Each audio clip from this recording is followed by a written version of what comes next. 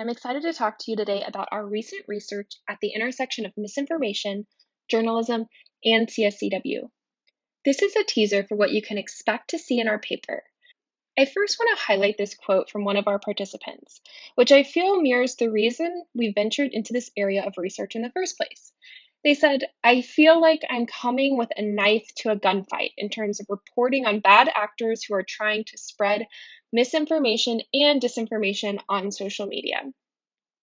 So, first, what is the misinformation beat? Though journalists have reported on disinformation efforts for decades, a new beat is emerging in national news outlets that not only talks about the internet, but actually investigates where the information on the internet is coming from, including organic or potentially nefarious activity that shapes online conversation and, in some cases, real world action. Example of this include the 2016 election IRA effort, the viral pandemic video, and many topics related to QAnon. Journalists on this beat serve a critical role in helping the public understand online activity and holding platforms accountable for hosting harmful information. Our lab's own work investigating this content showed us just how complicated and nuanced this reporting is, which led us to question, how are journalists doing this? They have even tighter timelines and typically fewer resources than us. Also, in the era of fake news, journalists on this beat cannot afford to make mistakes at risk of being called fake news themselves. How do these journalists investigate and report on online misinformation? Like, what tools, if any, are they using? Also, how can CSCW and HCI researchers better meet their needs? We conducted 12 interviews and analyzed the data using a grounded inductive approach. No surprise, we found that there are unique methodological, ethical, and technical challenges to reporting on this beat. Journalists overcome some of these challenges by using unique processes and tools in their investigations and by seeking help from experts. We dive into these elements in depth in our paper. I'm going to spend the rest of this time introducing you to our discussion topics. To be honest, I expected to hear about the third-party tools or software that these journalists use to identify trends. This is a data-heavy beat after all.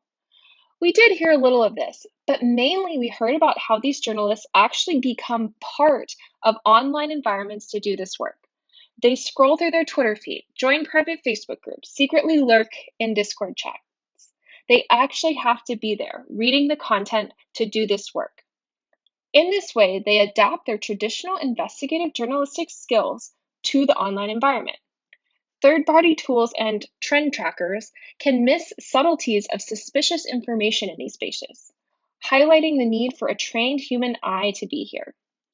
Based on this, we discussed suggestions for HCI researchers like designing tools that keep journalists close to the data, prioritizing words and context over numbers and trends. I do want to acknowledge that there are often data elements of the actual investigation. Journalists on this beat struggle to establish the credibility of the data they're using in analogous ways to how they would typically establish credibility of a human source. We also dive into the imbalance of power between journalists and the platforms. Social media platforms hold the keys to much of our collective activity as a society. The journalists we spoke to feel like platforms are unwilling to share information with them, even when they are working on a story that doesn't take aim at the company. To these journalists, gathering data from these sites is necessary. They need to understand the magnitude and reach of the information to make an ethical decision to publish or not. Though some platforms are starting to share data, like Facebook's CrowdTangle and Twitter's election integrity dataset, the relationship between journalists and platforms remains inherently unbalanced. In many cases, platforms are selectively granting access to this data, creating a data divide and a barrier to entry for new and local journalists on this beat. Lastly, we challenge our community to think about solutions for those on this beat beyond computational tools. Academics studying misinformation, disinformation, and conspiracy theories are doing important work, but sometimes the academic timelines hinder real-world impact. Our own lab has struggled with this.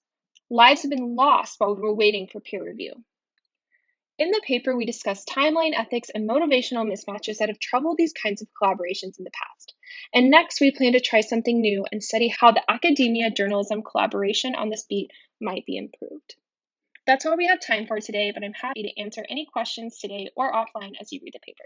Thanks.